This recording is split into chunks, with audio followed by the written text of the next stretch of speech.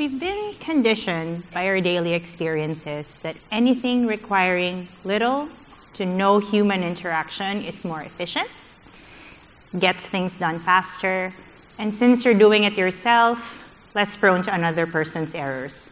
It doesn't save you from your own, though.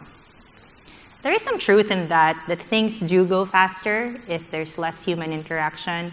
But since I spend a lot of time at a members club where human interaction is a day-to-day thing, I can't help but wonder, how does this affect us in the business of hospitality, where our currency is how people feel when they come over? Do they leave feeling happy? How do we exist in an increasingly tech-dependent world where wanting to keep that fuzzy feeling when you get a great experience with another human? How do you continue to have genuine conversations even if you've Googled so much about that person with the intention of wanting to provide great service? I'm a data girly, so in an attempt to understand this, let me go through over some figures with you. The rise of digital expectations in hospitality, which includes hyper-personalization, instant responses, contactless options, they might be affected by some of these things below.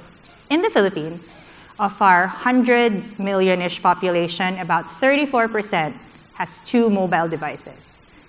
In 2023, 69 million of Filipinos have access to the internet, with the majority of users being 16 and over. Since 2021, there has been a 59% increase in the number of mobile phone users in the Philippines, which is probably why there's an app for everything. If you don't have some kind of social media presence, or you're not searchable on Facebook, it's a bit shady. Considering all of the above, it's no surprise that expectations have evolved to what we see more and more in the hospitality industry.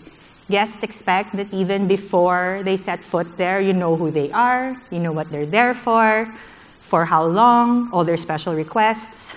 That's a lot of things, that's a lot of data. However, while tech improves efficiency and personalization, I feel like it can lead to a cold and impersonal feeling. These changes to how we interact with guests contribute to less waiting time at the door, yes.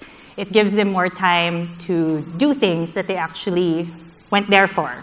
However, if we're not careful with this, we all end up sounding like those chatbots, if you know those guys, that we desperately want to get out of the way. I'm pretty sure I'm not the only one who talk to an agent, especially if I have a very specific question I want to ask and I want to talk to a human.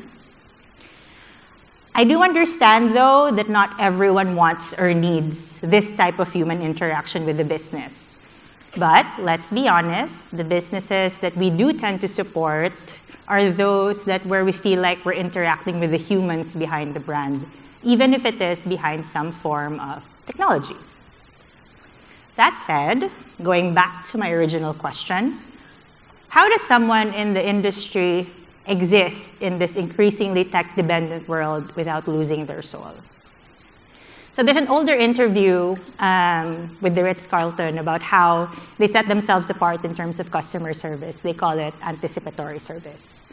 It's relevant today because this is one of the ways a leadership team can combine technology and humans to ensure a great experience.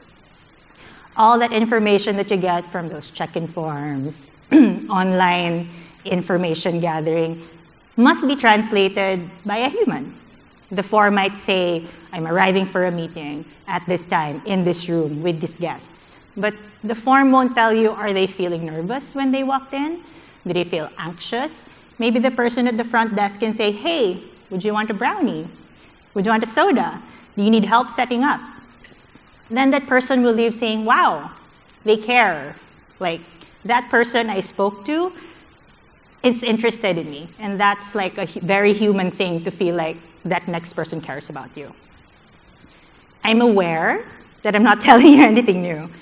It's just that I'd like to remind you that all that information, all that data was inputted by a human. There's a human behind it. Being hospitable shouldn't end with just checking all of the boxes. It doesn't end with, okay, this is what you've ordered. Okay, job done. It's going beyond these boxes that sets you apart from someone else who might be providing the same service. Another way I've seen on how we can exist in this tech-driven environment is to provide experiences or actual physical spaces where humans can just interact without technology. There are spaces designed where you're allowed a little digital detox. There's more people, there are no outlets, there's just, a space to be.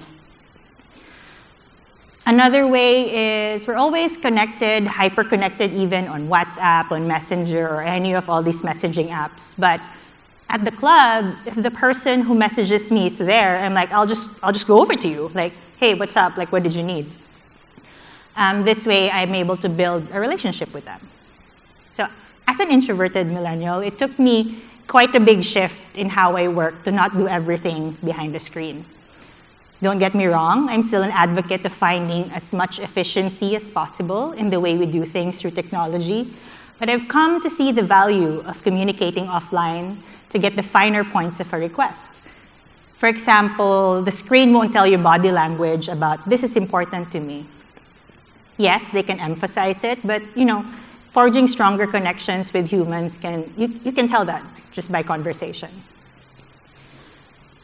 So working where I do has forced this introvert to get out there and communicate human to human.